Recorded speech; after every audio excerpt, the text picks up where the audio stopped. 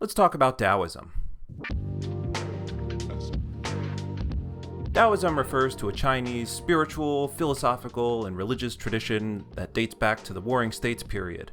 It promises enlightenment, happiness, wisdom, and maybe even immortality to its practitioners. Super cool stuff. And there's a lot to unpack. So today we're going to go over the philosophical basics of Daoism to see how it all hangs together to form a system of Daoist philosophy.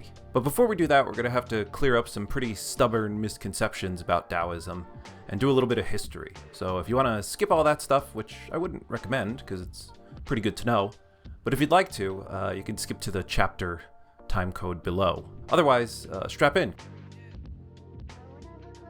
Okay, so the word Daoism actually translates two different Chinese words. One is Daojia, and one is Daojiao. Daojia is the school of the Tao. That's the philosophy.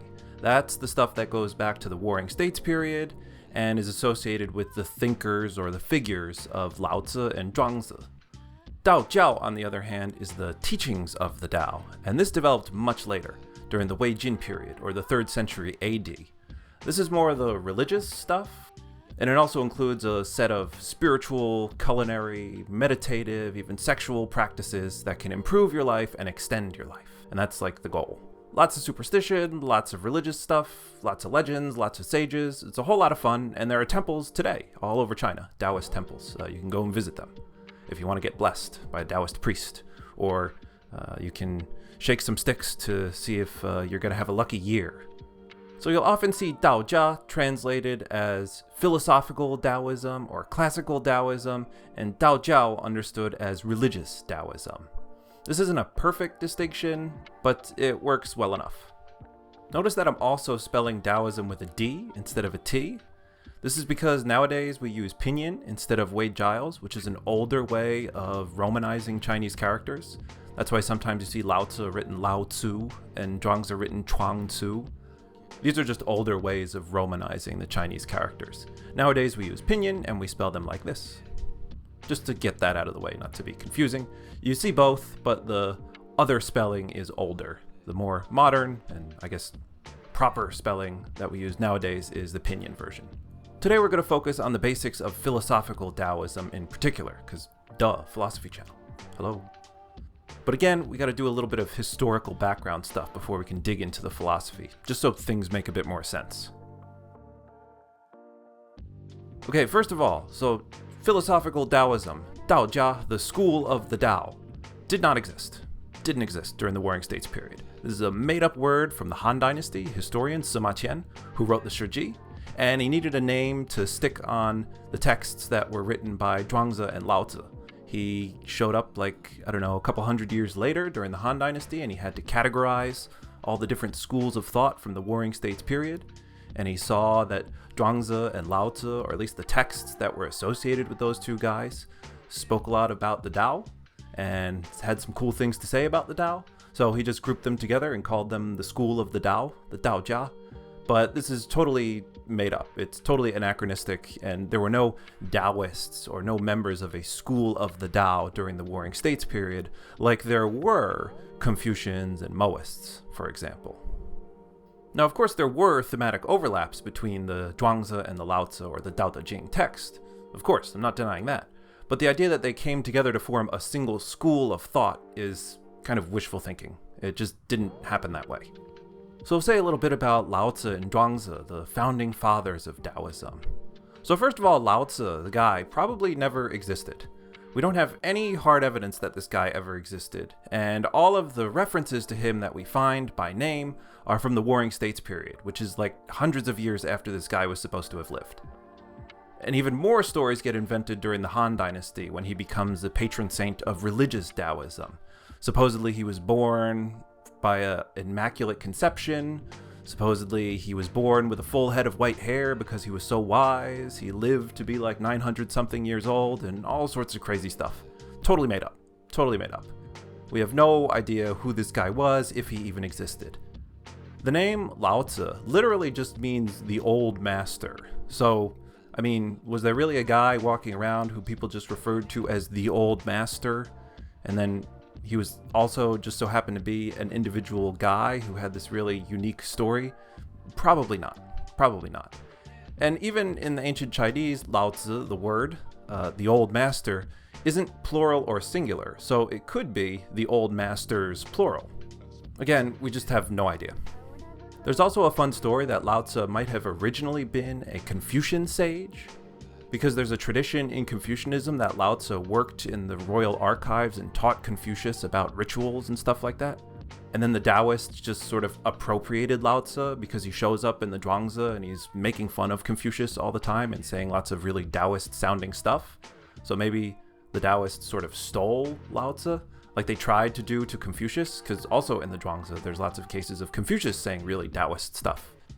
And also this tradition of Laozi teaching Confucius or Laozi being a Confucian sage, also probably made up. We have no idea if any of this is true. I'm very skeptical. I just assume that it's not. Sorry. So Laozi, the guy, did he exist? Who knows? Who cares? We have the book, so we can do the philosophy just fine. Zhuangzi, on the other hand, probably did exist. We do have references to his existence that are a bit more solid, and we do have contemporaneous evidence of his existence of stuff that was written during the Warring States period that refers to him.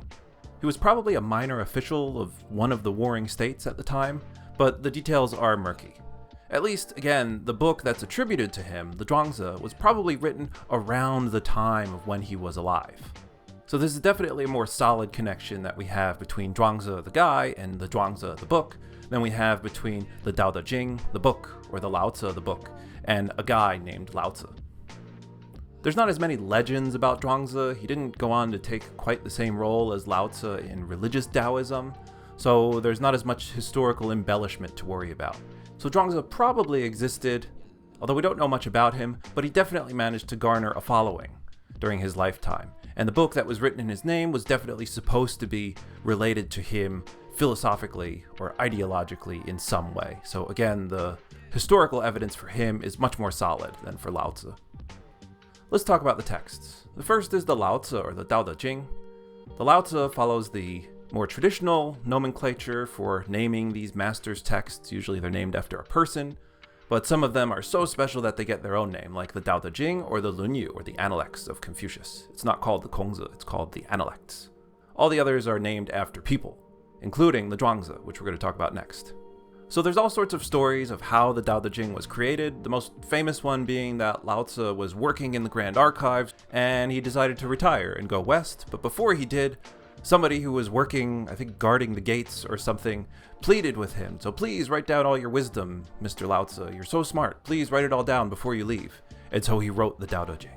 Almost certainly a made-up story. I mean, I'll just say, certainly a made-up story. We have no idea if any of this is true. Probably not. It's the stuff of legends. The other story is that Laozi wrote the Daodejing while he was working in the Grand Archives. Again, no idea if this guy existed, where he worked, or what he did. It doesn't matter, but they needed a story because they had the text and they had the master and they had to figure out a way to put the two together. So we could say with a high degree of certainty that the Daodejing was probably not written by a single guy named Laozi. Much more likely, the text was just a collection of wisdom that was circulating around the Warring States during the Warring States period, and even up to and through the Han Dynasty a little bit. And we know this because we've recently dug up different versions of the Daodejing from the Warring States period, and it doesn't look like the one that we have today. It's very different. It's all out of order, it says different things, it has stuff that isn't in the received version. It just seems like these texts weren't settled at the time. They were just sort of floating around, and people would do their best to try and interpret and understand them and copy them, and, you know, you get what you get. We also have a Han Dynasty version of the text that was also recently excavated, and that one is much more like the one that we have today, but still has some differences. So this is all really strong evidence that it wasn't just a text written by some guy during the time of Confucius. It definitely floated around and had different iterations and wasn't at all settled until at latest the Han Dynasty. Okay, the Zhuangzi situation is similar but different. It's also a mess. It was written over a period of at least 100, maybe like 150, maybe even 200 years. Some of the material is probably from the Han Dynasty. Most of it is probably from the Warring States period, and it contains a lot of different stuff. It's not theoretically unified, really. It's more connected together based on various thematic overlaps between different portions of the text. Lots of attempts have been made to try and figure out which parts of the Zhuangzi were written by Zhuangzi, but we really have no idea.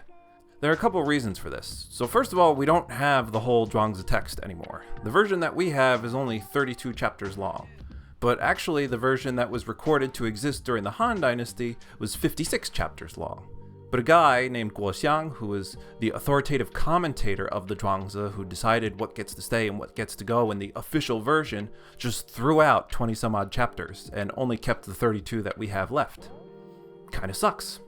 And he lived during the Wei Jin period, like 500 years after the fact. So it's not like he had any greater insight into what Zhuangzi was really thinking or what was really Zhuangzi.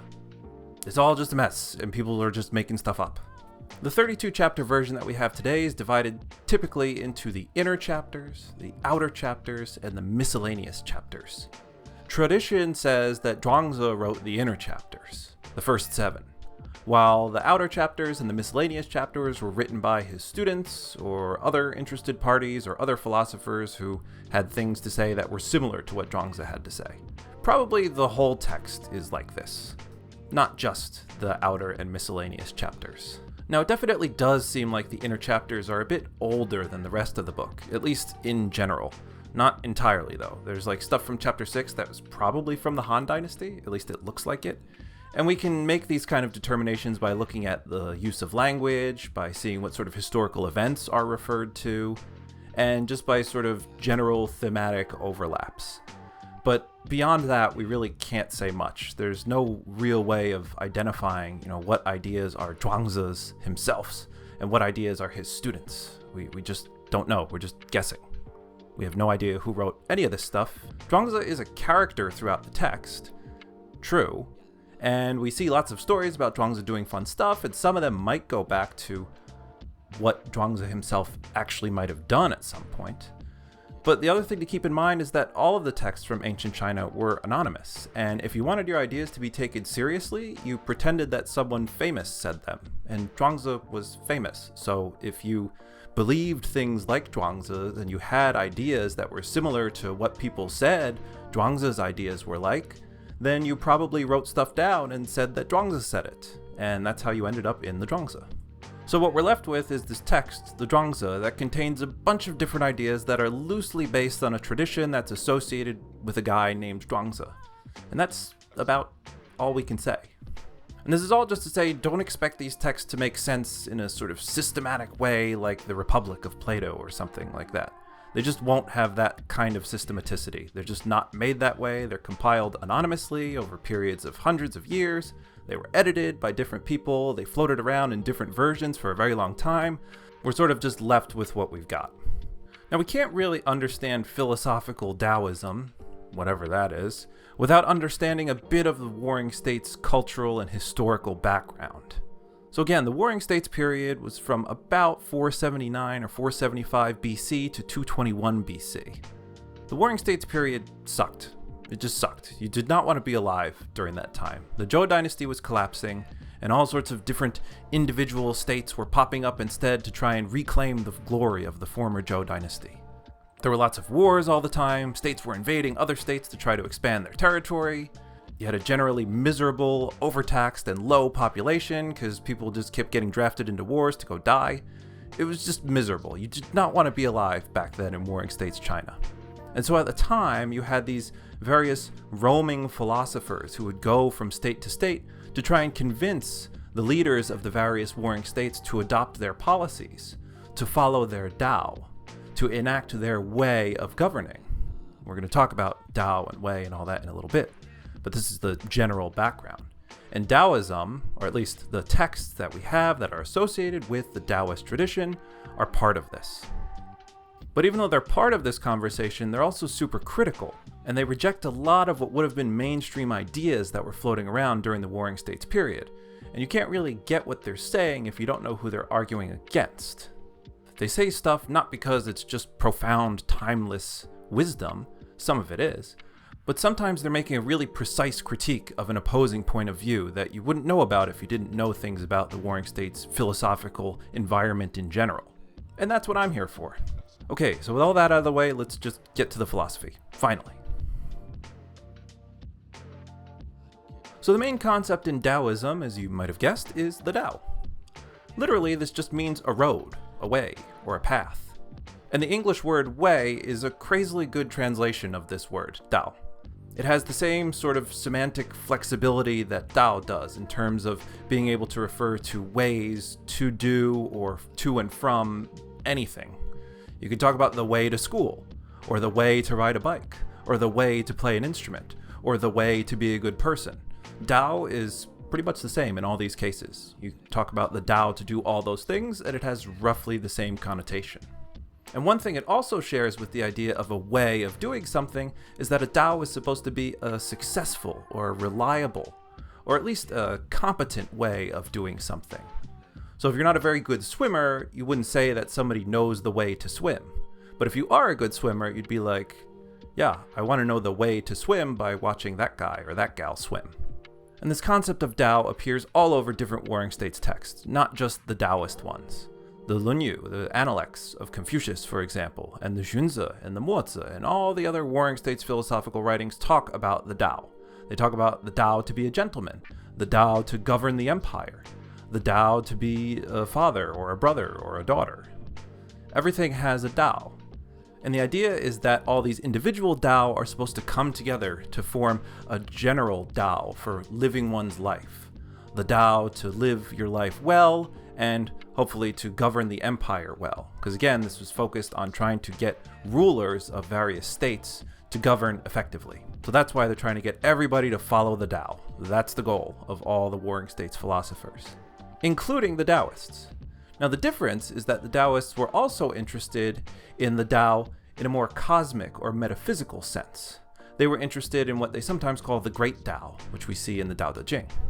But sometimes there's no modifier whatsoever, and it's just the Dao, or at least it's just Dao. There's no the in ancient Chinese, but it's implied that it's a Dao in particular, the most special Dao, the most general Dao of them all. And the most general Dao of them all is the Dao of the universe, the way that the universe progresses, the way that things just happen. That's the Dao that the Daoists are most interested in, and they want to learn from it and use the wisdom of understanding the Dao, the cosmic Dao, the Dao of the universe, and applying that to our daily life. And not only applying it to our daily life, but also to running society. And we'll get to that a little bit later. So this is where we get a connection between Daoism and living naturally, or living in a way that follows the way, that follows the Dao, the cosmic Dao, going with the flow of the universe, all this hippie stuff. This is where it comes from. It's this idea of Dao, of a way to do something that's sort of blown up and expanded to include the way that the universe itself progresses. It seems to work for the universe, why doesn't it work for us? That's the challenge that the Daoists make. And that's the first step, and all sorts of details follow from that, and we'll talk about them now. So another huge concept in Daoism is the idea of De, or virtue, it's often translated. But it could also mean something like charisma or power. Charismatic virtuosity, there's all sorts of different translations you can give, but it's basically the thing you should try and cultivate in yourself while you're trying to follow the Dao. And this too also appears all over the place in Warring States texts. Confucius talks about De, right? Mengzi talks about De.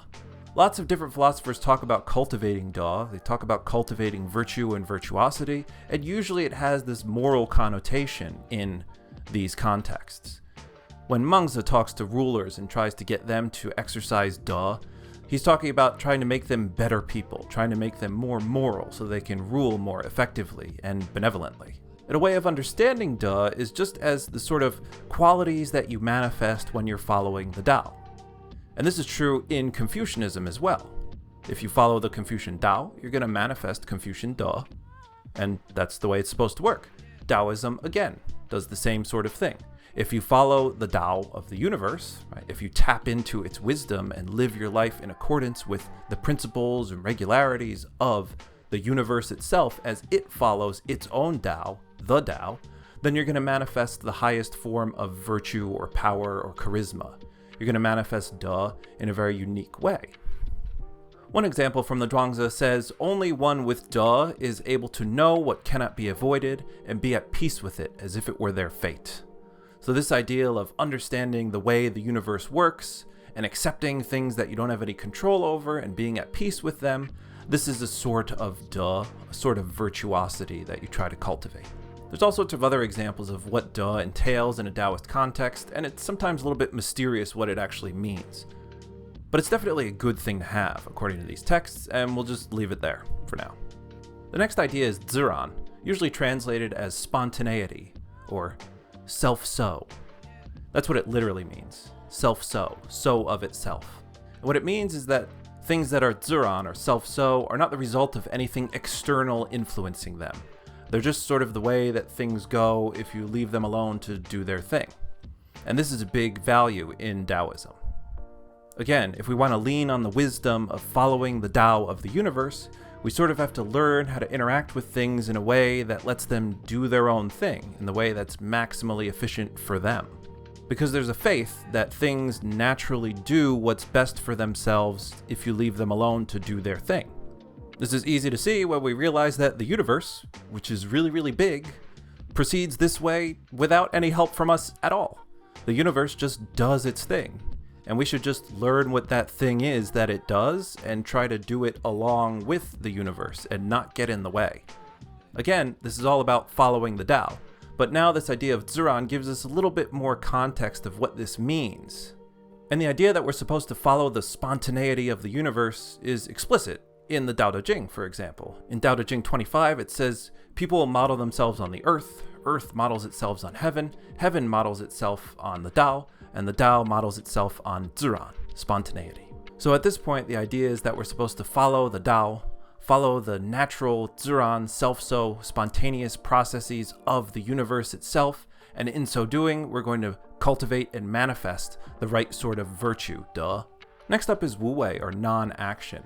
This idea sort of follows from Ziran, or spontaneity, because it tells us what we're supposed to do in response to the metaphysical situation that things proceed on their own. Ziran, self-so. So while Ziran is more the metaphysical ideal, Wuwei is more the ethical or normative ideal that we should try our best to follow.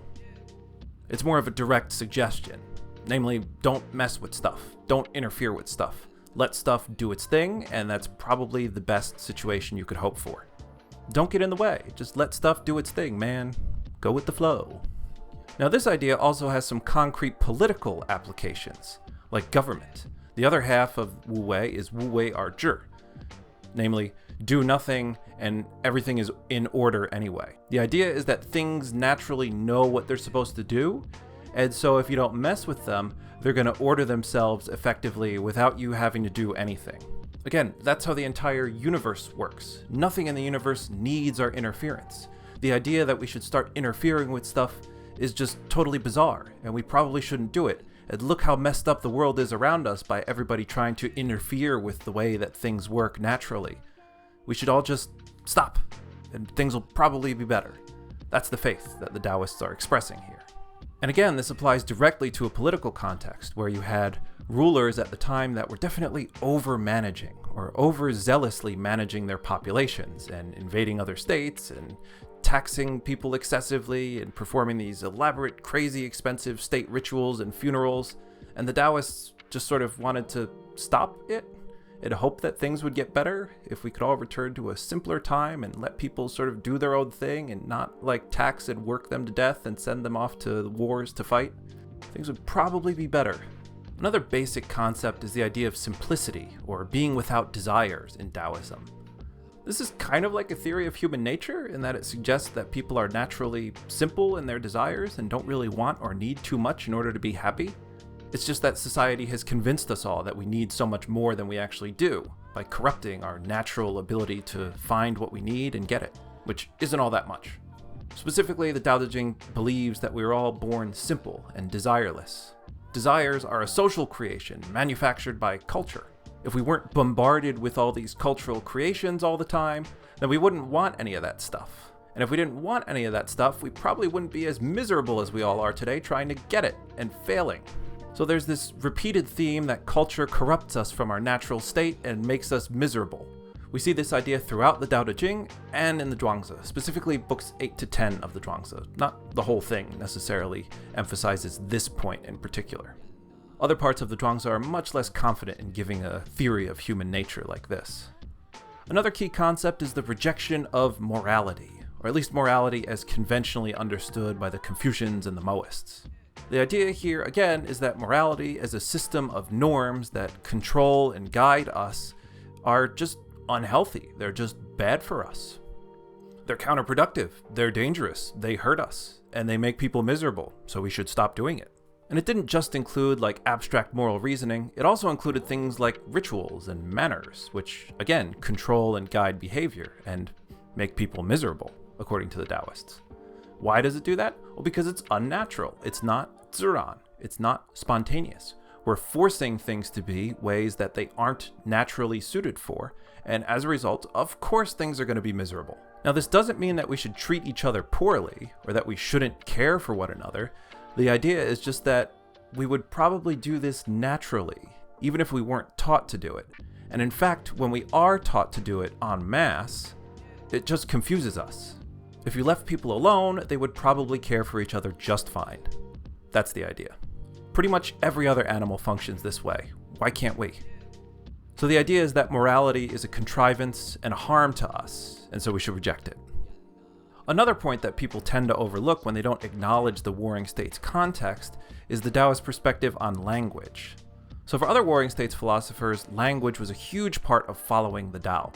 You needed language to tell people where they're supposed to be, what they're supposed to do, how they're supposed to act, what they're supposed to call things, and how they're supposed to live up to their titles. This way, people would be orderly and prosperous, and you wouldn't have so many conflicts. The Daoists are skeptical that this can ever be done, that language is capable of guiding action in a reliable way like this, mostly because language is messy, it's malleable. Realities change, priorities change, and language adapts to it. The idea that we could find one language to accurately describe reality once and for all and guide all human action forever is just totally a fiction. It's totally made up, and we shouldn't pretend that it's possible, because pretending that it's possible causes a lot of harm. And again, they weren't just saying this for fun or in general. The idea that there was one language that could guide all human life was explicitly promoted by the Confucians, and to an extent, the Daoists. It was called zhengming, or correcting names, and it was a big deal in Confucianism. Instead, the Daoists believed that the ultimate power of the universe probably lied in something that was nameless, something ultimate, something that language didn't actually apply to, because it's not differentiated or distinguished. The ultimate origin of reality and the ultimate way that the cosmos and the universe progresses is probably something far beyond our linguistic abilities can capture. And the Daoists recognized this and, again, wanted to promote living in accordance with this basic reality. Another idea that often gets discussed in the context of Daoism is the idea of reversal. This mostly comes out in the Daodejing, but it also appears in the Zhuangzi. The idea is that traditional value hierarchies, like stronger and masculine is better than weaker and feminine, are actually malleable and impermanent. The soft and the weak can actually overpower the strong and the hard. The universe has a cosmic mother, not a cosmic father, or a paternalistic king that rules society. This is why the text emphasizes Wuwei, or non-action, as opposed to doing stuff, action, actively managing society, which just leads to trouble. This is why the text emphasizes natural simplicity, as opposed to artificial, culturally created complexity. Now, this doesn't quite mean always do the opposite, right? Sometimes it gets simplified to that, and that's just not the case. It more just means be flexible. Sometimes the thing that you think usually wins isn't going to win. Sometimes our values change. Sometimes it's good to be strict. Sometimes it's good to be flexible. It depends on the situation. And learning how to recognize the relevant features of the situation to let you know when to be flexible and when to be strict, that's part of the Daoist wisdom that you try to cultivate through understanding these practices and understanding the ideas in these texts. So that's the very basics of Daoism. There's so much more to say. Obviously, we're barely scratching the surface here, but I hope to give you at least a little clearer sense of what's going on philosophically in Daoism. Now, there's so much more to say about Daoist philosophy, and in future videos, we're going to dig into it in much more detail. But in this video, I just wanted to give you a general background of Daoism and introduce you to the basic philosophical concepts that animate Daoist philosophy, and to some extent Daoist religion. Maybe we'll do a video on that someday. And if you think I missed anything, please let me know in the comments, and I'll probably do a video on that in the future. I plan on doing videos on lots of different aspects of Daoism in the future.